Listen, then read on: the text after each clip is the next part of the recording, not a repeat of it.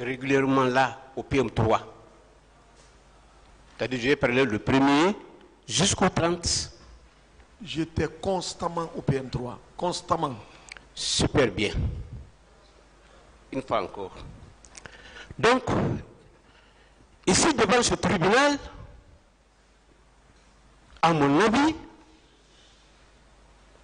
vous pouvez donner cette réponse comme quoi Ibrahim Kamara Di Kalonzo était effectivement détenu au PM3. Oui ou non? Est-ce que vous étiez là du premier jusqu'au 30? Toujours sur la même chose. Oui. C'est la mémoire humaine. Non. Je confirme, je le répète, que Kalonzo était au PM3, colonel Kalonzo. Mais là où vous voulez m'amener, je ne peux pas aller là-bas. La date, le jour qu'il est rentré, le jour qu'il est sorti, je ne connais pas, je ne me rappelle pas. Vous savez pourquoi? Mais je sais qu'il a séjourné au PM3. D'accord. Vous savez pourquoi vous avez cité devant ce tribunal-là? Vous le savez pourquoi? Moi, je ne sais pas. Voilà.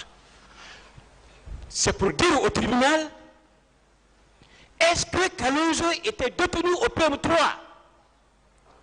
le jour du 28 septembre 2009? C'était tout. Vous répondez, ça c'est fini. Ça, je ne peux pas répondre à ça.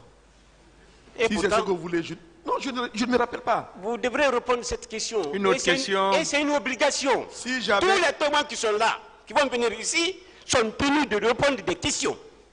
Et c'est une obligation. S'il vous plaît. Il a répondu, hein? Je continue. Il a bien répondu à la question. Je continue, mon colonel.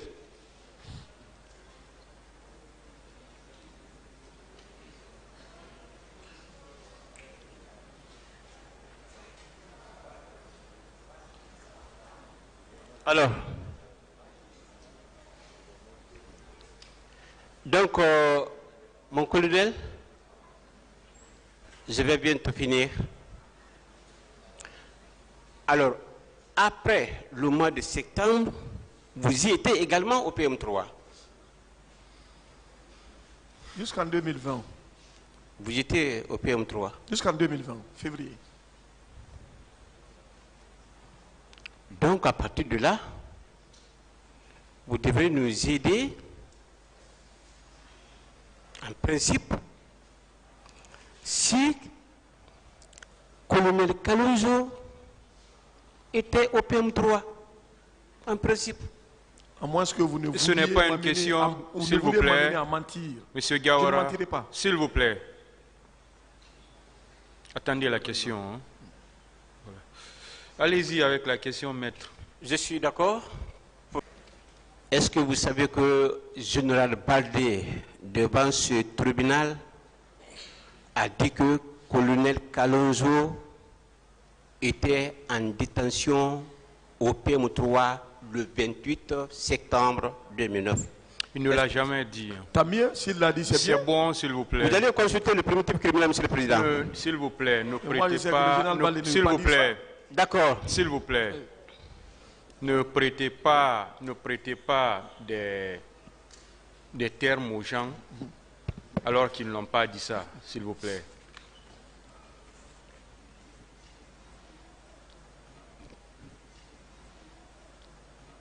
D'accord, monsieur le président, j'ai voulu.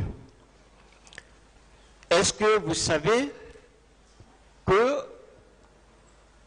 colonel Thibault a confirmé devant ce tribunal que Kalonzo était en détention le 28 septembre 2009? Dieu merci, s'il l'a dit, c'est lui qui l'a amené au PM3. Ça édifie mieux la cour. Est-ce que vous êtes d'accord avec moi que Kalonzo lui-même a dit devant ce tribunal qu'il était au PM3 le 28 septembre 2009? Dieu merci, c'est bien. Je vous remercie, monsieur le président. Honorable Assé. Vous avez parlé de procédure disciplinaire tout à l'heure, la procédure d'arrêt. Est-ce que vous savez que le colonel Kalonzo était en détachement au niveau des services spéciaux? Est-ce que vous le saviez? Je le sais, Parce qu'on était ensemble. Voilà. Vous savez qu'il était en détachement au niveau des services spéciaux. On a été affectés ensemble sur la même décision. Voilà, merci bien. Est-ce que vous savez que le PM3 était son service d'origine?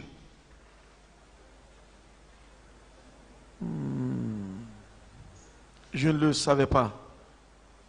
Vous ne le savez pas? Non, je ne le savais pas. Parce que moi, je l'ai connu ailleurs. Vous étiez venu de quel service pour aller aux services spéciaux? Moi, c'est du haut commandement que je suis allé aux services spéciaux. Et nous avons travaillé ensemble. Il était au deuxième bureau, il le sait. Au bureau, au deuxième bureau? Oui. Au bureau des investigations judiciaires? Non. Bureau des renseignements. Bureau des renseignements. Oui. Vous ne savez pas où est-ce qu'il se trouvait, lui, en ce moment, avant qu'il ne vienne aux services spéciaux? Non, non, je ne sais pas. Donc il était en détachement, il était venu du PM3. C'était son service d'origine. Est-ce que dans ces conditions, vous trouvez normal qu'on mette un officier en détachement à la disposition de son service d'origine lorsque des faits lui sont reprochés par son service d'accueil? Est-ce que vous trouvez normal qu'on le mette à la disposition de son service d'origine?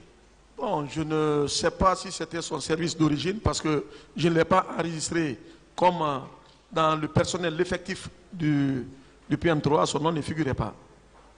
J'ai commandé ce service-là. C'est la question que je vous pose. Est-ce que vous trouvez normal, quelqu'un qui est en détachement, un officier en détachement, qu'on le mette à la disposition de son service d'origine en cas de manquement, par exemple? Mais quand vous dites détachement, Oui. le détachement, c'est une ponction qu'on fait ou un prélèvement. On prend les gens, on les envoie dans un autre service, mais ils ne sont pas affectés. Ça veut dire qu'ils peuvent à tout moment revenir à leur position initiale. Effectivement. Mais ce n'était pas le cas. Sa dotation était où? La dotation de Kalonzo? Non, maître, ce n'était pas le cas. J'ai figuré sur la même décision que le colonel Kalonzo pour aller à l'antidrogue. Il était sur la décision. Ils le savent. Mais il était en détachement au niveau des services spéciaux. C'est une décision prise qui nous a affectés à l'antidrogue. C'est une affectation, ce n'est pas un détachement. Ça a été une affectation. C'est vous qui décision signée par le général Baldé. C'est vous qui me l'apprenez alors. Ils le savent. Et le colonel n'étant pas le commandant, le colonel Tchebro n'étant pas le commandant du PM3, au moment des faits, est-ce qu'il était possible pour lui de garder, parce qu'on dit que le colonel Kalonzo a été séquestré, est-ce qu'il était possible pour le colonel Tchebro de séquestrer le colonel Kalonzo au niveau du PM3 ou de le garder à vue à ce niveau? Est-ce qu'il était possible? C'était possible si ça s'inscrivait dans le cadre du règlement militaire. C'était possible. Le colonel Tchebro n'étant pas le commandant du PM3, il est au camp Alpha. Comment il peut le garder à vue au niveau du PM3? Est-ce que c'est possible? Vous trouvez ça normal? Non, ce n'est pas lui qui le gardait. Si, comment dirais-je, la violation a été relevée, oui, c'était d'ordonner sa mise aux arrêts. C'était d'ordonner sa mise aux arrêts pour les faits énumérés dans le statut et dans le règlement du service dans l'armée. C'était ça. Mais malheureusement, ce n'était pas le cas. Autrement dit, et si le colonel Tchebro voulait le séquestrer ou le garder à vue, est-ce que le camp Alpha n'était pas mieux indiqué? Bon, le PM3 aussi était mieux indiqué. Mais le colonel travaille au camp Alpha. Hein? Non, ses bureaux y étaient. Oui, ses bureaux y étaient. Mais il n'était pas du camp Alpha. Oui, il n'était pas du camp Alpha. C'était un ministère. Effectivement. Voilà, ça pouvait être partout. Ça pouvait être en ville ici. Finalement, on les a délocalisés. Comment dire, ils ont quitté, ils sont venus en ville à Tombo. Non. En ce moment, c'était au camp Alpha. Vous êtes d'accord avec moi? Oui, mais le fait de les envoyer au PM3, ce n'était pas un problème. C'est normal. C'est normal. Vous avez vous-même dit ici tout à l'heure, est-ce que vous le confirmez, que vous avez rendu compte au général Baldé? Après, oui. Je lui ai rendu compte. C'est lui qui a demandé. Il a dit que je suis allé, personnellement, j'ai pris Kalonzo. On est parti voir le colonel Tchebro. Pourquoi vous avez rendu compte au général Baldé? Pourquoi? Pour quelle raison? Le général Baldé, c'est mon chef. Voilà.